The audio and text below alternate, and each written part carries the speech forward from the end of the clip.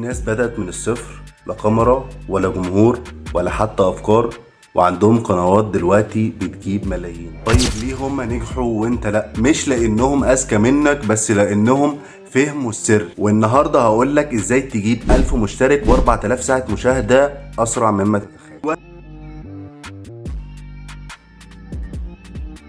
وهم كبير عند ناس كتير ان النجاح على اليوتيوب محتاج عبقرية او حظ، او انك تكون شخص خارق عندك موهبة من اللي بيظهروا مرة كل جيل. لكن الحقيقة كل ده غلط. الناس اللي بتنجح مش اذكى منك ولا عندهم قدرات خارقة. الفرق الوحيد بينك وبينهم انهم قرروا يلتزموا بس كده. ناس بدأت وهم ما يعرفوش حاجة، ما عندهمش كاميرات وبيمنتجوا على الموبايل زي بالظبط، بس كملوا، خبطوا في الحيطة، وقفوا بس رجعوا تاني. وده اللي بيصنع الفرق بين اللي عنده 5 مشتركين واللي عنده 500,000 مشترك. خلينا نتكلم دلوقتي في أول هدف. 1000 مشترك رقم مرعب جدا في البداية، بس الحقيقة انه رقم سهل جدا انك تجيبه. بس المشكلة لازم تشتغل على تخصص معين، نيش معين. ما ينفعش كل يوم تتكلم في حاجة الناس مش فاهماه. الناس مش هتعرف انت بتقدم ايه بالظبط ولا ليه تابعوك. حدد نيش واضح، خليك منتظم في النشر، وابني ثقة بينك وبين المشاهد. وكل فيديو تعمله اطلب الاشتراك مش كواجب، لا اطلبه كقيمة. يعني مثلا قول للمشاهد لو الفيديو ده عجبك اشترك في القناة، لو الفيديو ده فادك اشترك عشان اللي جاي هيغير حياتك. وابدأ تعمل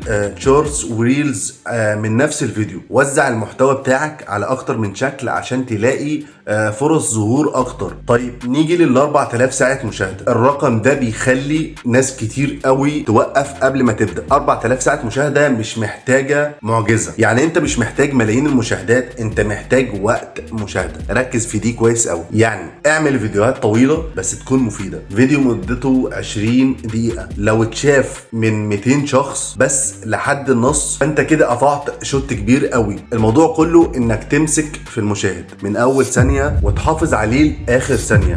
ما تدخلش في رغي كتير، خليك مفيد، خليك صادق. الناس بتشم المصطنع وبتحب اللي بيكلمها بواقعية. مثلا اعمل حلقات متسلسلة، احكي رحلتك، خليه يتابعك وانت بتكبر. لكن السؤال الحقيقي هنا هو انت ازاي تكمل وانت مش متحمس؟ لان الحقيقة ان الحماس بيطير مرة فوق ومرة تحت، واللي بينجح هو اللي بيكمل وهو مش طايق، وهو اللي بيقول انا مش موظف عند حد، انا موظف عند حلمي، ودي اهم شغلة في حياتي. امسك ورقة واكتب جدول نشرك الاسبوعي، خطط. حتى لو حسيت انك مش جاهز انزل اتصور. حتى لو شكلك مش عاجبك النهاردة، مفيش حاجة اسمها توقيت مثالي، في حاجة اسمها انت اللي بتخلق التوقيت المثالي بالفعل. اختم معاك دلوقتي بحاجة مهمة جدا. لو بدأت من تحت الصفر او شايف انك متأخر، احب اقولك لا، انت مش متأخر، بالعكس انت في وقت مثالي. لان الجمهور دلوقتي عايز يشوف الحقيقة، عايز يشوف الرحلة مش بس النتيجة. وده دورك. يعني الناس اللي نجحت، وده بقرره كتير،